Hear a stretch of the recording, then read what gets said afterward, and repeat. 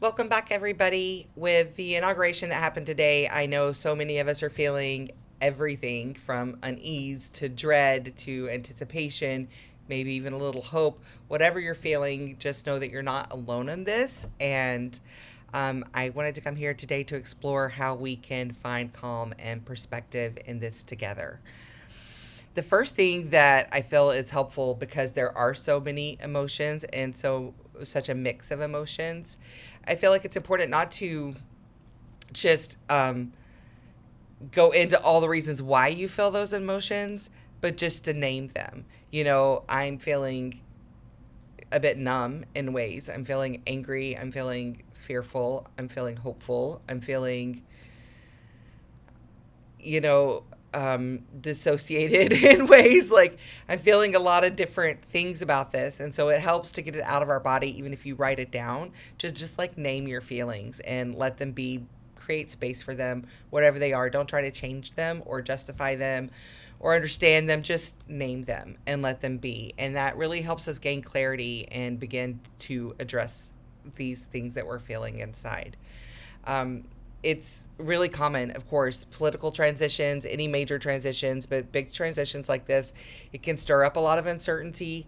They often, symbolize this change and the unknown. And after what we went through the last time in January 6th and all the things, it can be really scary. And the 24/7 media coverage doesn't help. It can really amplify the anxieties. I know I've mentioned this before that I'm currently unplugged. I do still get some news here and there. I watch YouTube a lot, but really unplugged from the news cycle because I just don't want other people telling me how to feel right now. I have found it very helpful to just go within, to be connected to myself, to my higher self, to my higher knowing, and understanding that whatever is next, I will know what to do as long as I stay centered and grounded in myself.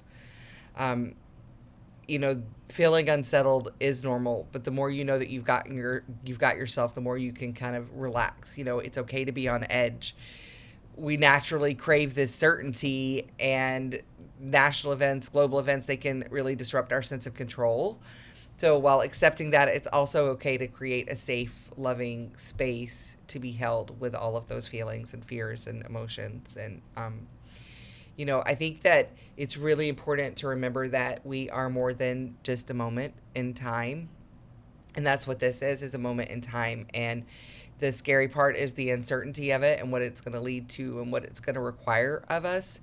But I know that we have overcome historically throughout humanity many, many major shifts, and yet we still somehow, humanity, democracy, societal progress, it still continues to evolve, beyond these single events.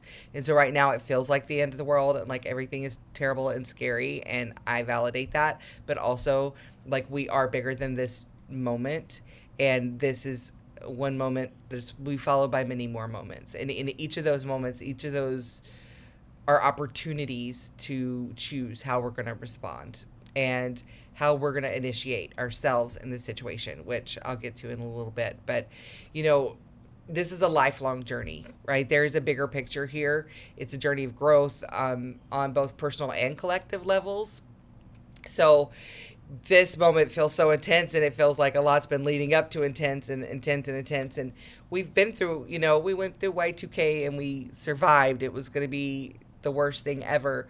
We have been through recessions. We have been through a pandemic, a major pandemic together. And so many times it felt like the end of the world, and we're still here. We still get to choose from day to day what we're doing.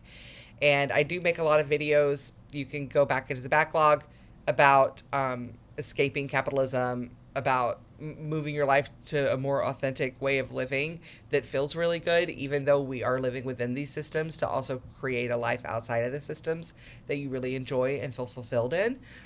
And every opposition, every discouraging thing that happens, it also creates an opportunity for us to alchemize those feelings, to feel them fully, and then to choose what we're going to do in that moment. Um, ask yourself, what part do I play in the bigger story? Our personal choices, our compassion, our engagement, they all contribute to shaping this world beyond any single political moment. It's this single political moment is horrifying. I'm not going to deny that. But our history shows that we've weathered shifts before. One inauguration or any single event, it doesn't define us. And again, it's how we respond to these moments that are going to shape our future. So it's important to shift the fear, because it's good to feel the fear, to validate the fear, and then to shift it to a conscious presence. In this, and understanding the unknown is coming. There have been signs to indicate that it could be really terrible. There's also been signs to indicate that this could just be leading to something really wonderful. Again, I've mentioned this before, it takes a breakdown to get to a breakthrough. Things have not been working for us, and this may be our breakdown. We may be the generation of people that are generations, I don't know who's watching, but we may be the generations of people that shift humanity for good in the long run, and we may have to weather this storm for the sake of the greater good in the bigger picture. So, being consciously present in these moments as they come will help us to respond in a way that is in alignment with the higher good, that's in alignment with our higher selves, that keeps us living a life that feels peaceful and joyful despite what's happening in the political landscape. And so reframing the fear and the uncertainty as this opportunity for self-reflection, for growth, and for community building is going to be a really empowering way to approach it. You have the power to choose your perspective. And that's why I'm checked out of the news cycle right now, not because I think putting my head in the sand is going to make anything different or anything like that. That is far from the case. But I've seen what these headlines, these dramatic headlines, and all these terrible decisions that he makes and the people that he puts in place and all of these things, I see how they've affected me in the past, and it's just something I'm choosing to opt out of, because we do get to choose our perspective, and my perspective is one of hope and growth and peace and love, and whatever happens as a contrast to that along the way, I can handle it. I can handle whatever comes at me, because I have this fortitude and this resilience within me, and so do you. So staying consciously present in these moments helps us to stay connected to that strong inner self, that higher self that has a broader perspective, that sees the bigger picture of our whole lifetime and of humanity and of the planet, that sees the bigger picture and knows what everything's happening for. So when we can stay present, we can stay tapped into that inner knowing. We don't have to know. It feels good to know things. We don't have to know how it's all going to work out to know that we can trust that we have the wisdom and the resilience to get through it. Focusing on your small blessings, I think, is really helpful right now. Acts of kindness that are happening around you, things that you're grateful for. In this moment, I'm grateful for the reproductive care that we do have. I'm grateful for the people in my community. I feel really, really appreciative of this home that I live in. I feel appreciative of, my neighbor's cat that comes and pays me visits, and I don't have to be a cat mom, but I get to be a cat mom at the same time. Like little things, like I appreciate how soft the cover on my bed is, and how when I go to bed at night I just feel so cozy and warm. And it's easy to say, oh, how can you even be thinking about something so trivial when all these big things are going on in the world? And my question is, how can you not? Because all these things, there's always going to be big things happening in the world, and we get to choose the quality of our life by what we're focusing our attention on and what we're feeding. Like, which wolf are we going to feed, right? So, you know, um, focusing on the small blessings, gratitude practices, appreciation, it can really just, if anything else, like it's proven to lessen our anxiety. So even if you're using it as a tool, just walk outside and look around and find some things that you appreciate and speak that appreciation out loud. Or walk around inside, connect with someone that you love and speak out that appreciation, and it's automatically going to ease your anxiety, but it also anchors us into the present moment. So as always, I'm going to leave you with some practical tips, techniques, strategies, things that you can use to get through this. And so some simple techniques for managing your stress, of course, journaling, write it out. When we get the feelings, the emotions, name them, get them out of your body, then it's not going to ruminate in the same way. Or speak it to someone else if that helps you. Speak it out loud. Just get it out of your body. But writing is a great way to do that.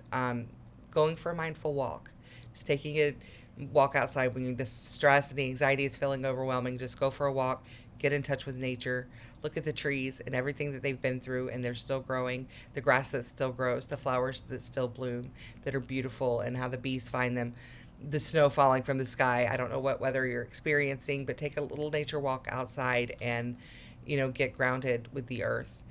Limiting the news consumption. It can be addictive, the doom and gloom, and it helps us feel a sense of control when we can check in and see what's happening. We feel like the more information we have, the more control we have over it, but that is an illusion.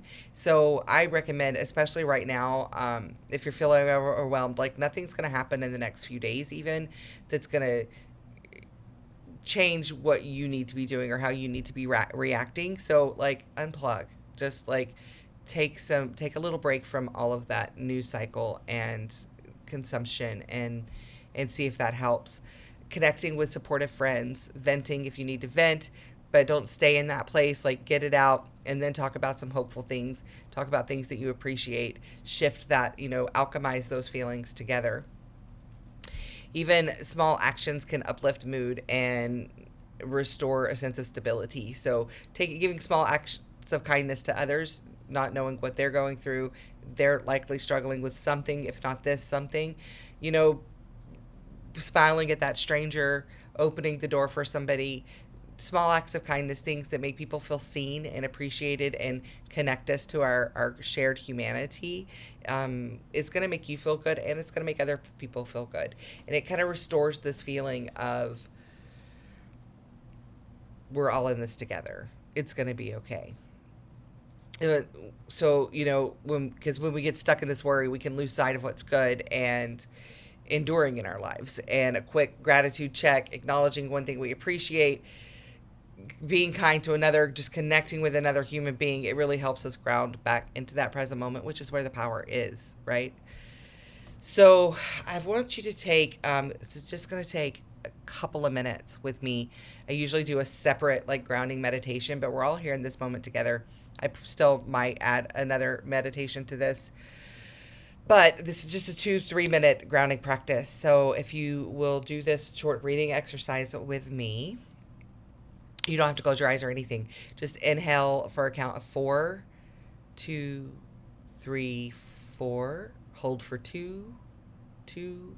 Exhale for 6, 2, 3, 4, 5, 6. So we're going to do 3 rounds of this. You're going to inhale for 4, hold for 2, exhale for 6. Inhale, 2, 3, 4. Hold, 2. Exhale, 2, 3, 4, 5, 6. Inhale, 2, 3, 4. Hold, 2. Exhale, 2, 3, 4, 5, 6. Inhale, 2, 3, 4. Hold for 2. Exhale, 2, 3, 4, 5, 6. How does that feel? Check in with your body. What do you feel? Where do you feel tension in your body? Do a quick scan. Where do you feel tension in your body? Put your hands there. Send it some love. I invite you to picture yourself in a timeline of life. You're looking above everything that's happening right now, and you see that today's worries are part of a much bigger story. Notice that you have the capability in this timeline to adapt, to learn, to grow through every chapter. Affirm together, I am more than this moment. I trust in the unfolding journey of life. Again, I am more than this moment, and I trust in the unfolding journey of life. I'm going to give you a few seconds to ground in this feeling. As you breathe in, just feel your body grounded and supported. As you breathe out, picture your life from this bird's view, aware that this moment, while it's important, is still part of a greater journey. I'll take that with you throughout the day. I'm going to encourage you. I know it feels good to put things into action, right? To feel like we're doing something. So Self-care, of course, it's crucial, but also collective empathy and support that amplifies our resilience. Um, there were already actions taken immediately today to say that there's only two genders. If you have a transgender friend or friends community, reach out to them, give them a little extra love. One exercise that I have found really helpful is whenever I feel angry about what's happening, I reach out to someone who feels marginalized and just send them some love. Um, Connect with your community, whether through conversations, volunteering, online groups. Surge, showing up for racial justice is a great group if you want to get involved. Constructive engagement, like feeling overwhelmed doesn't mean that you need to be passive. And there are simple ways to channel this concern into constructive action. You can donate your time, your resources, supporting local initiatives, writing letters of encouragement. There's so many things that we can do to keep the hope and the feeling of unity and togetherness up. And yeah, respect and open minded dialogue, like across differing viewpoints. Right now, tensions are high and people feel differently about things. And while we can choose not to have people in our lives that feel certain ways or live in certain ways, that's entirely your choice, but also to just try to respect that people do have different viewpoints, even if theirs is dumb. um, Healing and unity often begin with listening. You know, when opinions clash, just hearing the other person, repeating what they're saying, let them know that you do hear them. You don't have to agree with it, but let them know that you do hear them will immediately de escalate a situation. We don't have to agree on everything to care about each other's well being. By turning our worries into constructive action, we remember that we're all a part of something bigger. So, just a reminder that anxiety around the inauguration or any big event is normal, but you have the tools to stay centered. We are more than just a single moment in time, and we can find both peace and purpose when we expand our perspective. No matter what happens today, tomorrow, the next few years, you have the power to show up grounded, compassionate, and ready to participate in life's unfolding story. And anything that's going to help you dive deeper into your authenticity, into self awareness, unity, calming anxiety, working on your mindset, it's going to be helpful. So thank you for sharing this space with me. If it's giving you any sense of calm or hope, I encourage you to stay connected. You can find me on Instagram at authenticallymelly. Let's keep finding ways to show up for ourselves and each other beyond today, beyond the next 4 years. There's a much bigger picture.